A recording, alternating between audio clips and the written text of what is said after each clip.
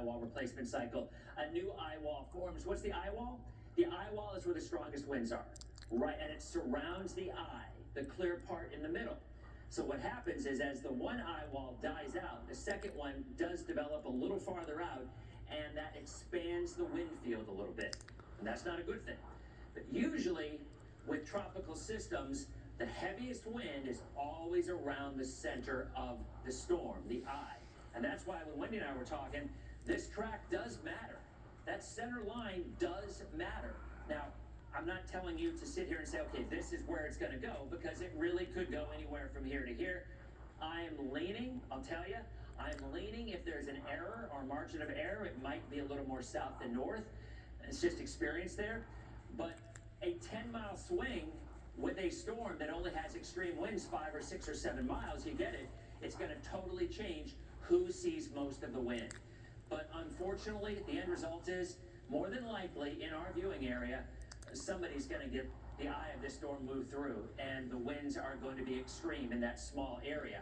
Everybody else, rainfall, 4 to 8 inches of rain, some areas even higher than that. We're already saturated. There's going to be some flooding. Overall winds, and this is what I'm trying to say here, there's going to be a small area wherever that eye crosses, it's going to see 90, 100, maybe 110 mile an hour gusts. But everybody else, it's going to be like 65 to 90 high, and sustained of 75 to 80 maybe.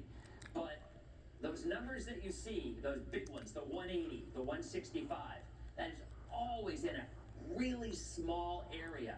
So don't think that the entire region would get those kind of numbers. It's just not the way it plays out. Now everybody will get tropical storm force winds. I don't think there's any doubt about that. But the wind field. So here it is. So this is on Wednesday morning at 10:30, okay? You start to see the tropical storm force winds arrive. So it's a little slower than what we were looking at yesterday. And then the heavier winds in orange, 58 to 73, that starts to brush the coastline by 4:30-ish on Wednesday afternoon.